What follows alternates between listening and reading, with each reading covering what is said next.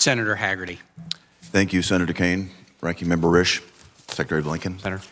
Before I start, I'd just like to acknowledge a young man, Army Staff Sergeant Ryan Knaus. Ryan's a Tennessean, one of the 13 service members who lost his life at the airport in Kabul trying to rescue and save others. My heart goes out to he and his family and the tragic loss associated with this evacuation. And regarding this evacuation, I agree with Senator Barrasso. For President Biden to call this an extraordinary success is beyond the pale when we leave Americans, when we leave our allies, when we leave those that have helped us behind.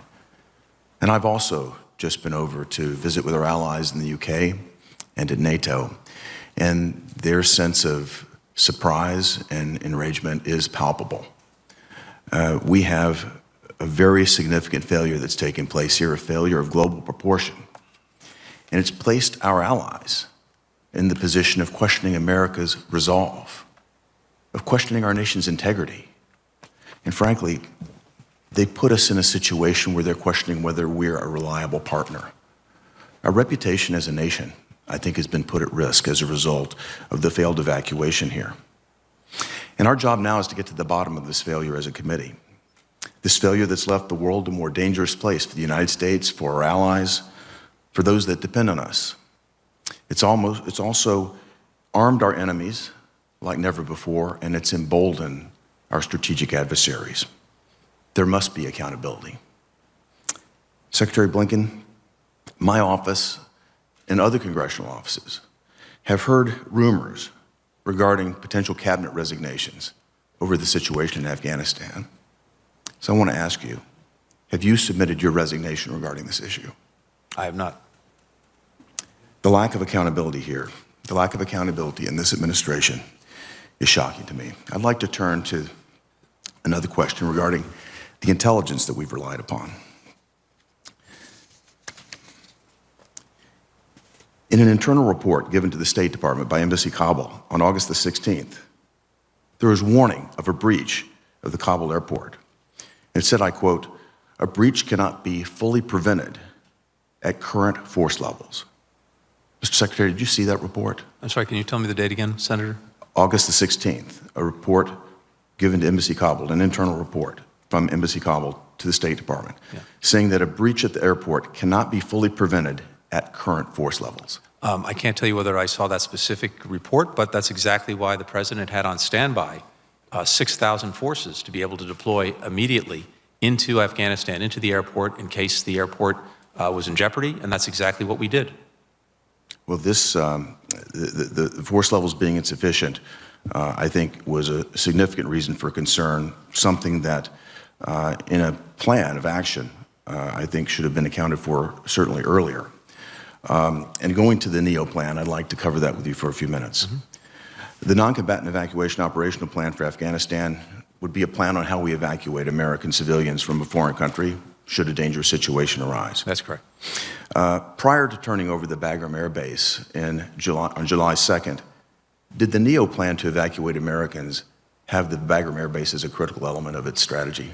The critical element for any evacuation was actually the airport in Kabul, known as HKIA, because, as you know, Senator, Bagram is about 40 miles from Kabul. To the extent that the population that you're seeking to evacuate was mostly in Kabul, the airport by far most convenient to them would be the airport in Kabul, HKIA. A civilian airport in a neighborhood that's much more difficult to protect than an airport the size of Bagram with 2 runways and the ability to land and lift off, significant airlift capacity.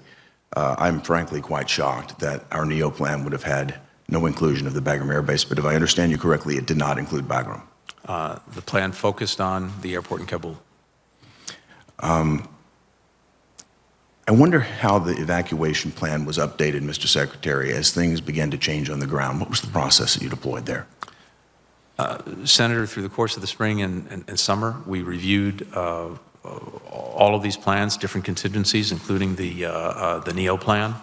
Of course, the element that no one anticipated, as we've discussed on numerous occasions, was the rapid collapse of the Afghan government and the Afghan security forces in the space of about 11 days.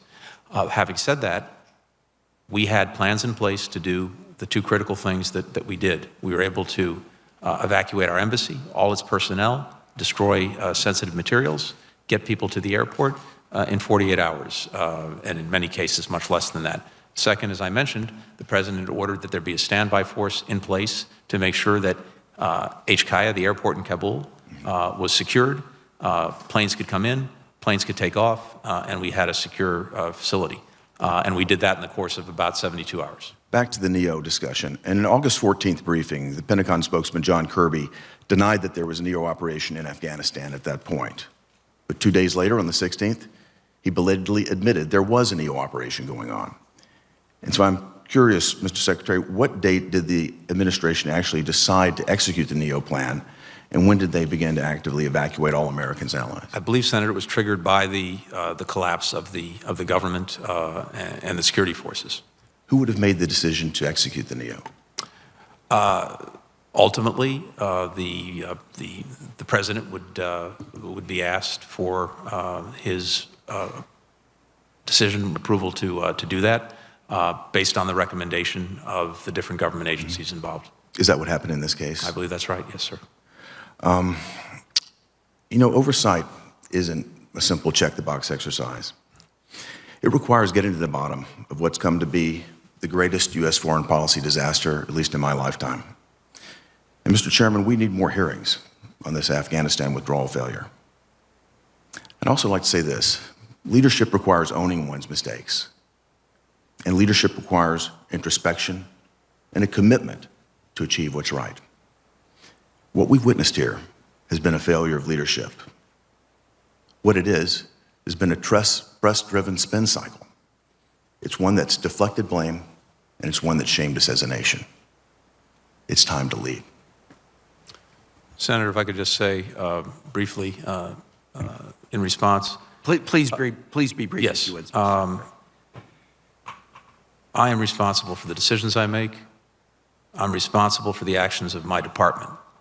I'm responsible for learning any lessons that flowed from those decisions or those actions.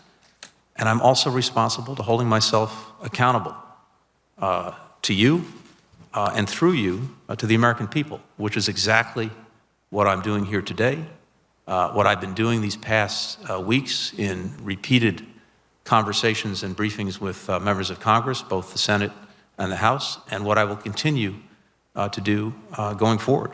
And we can all draw our own conclusions from that. I respect yours.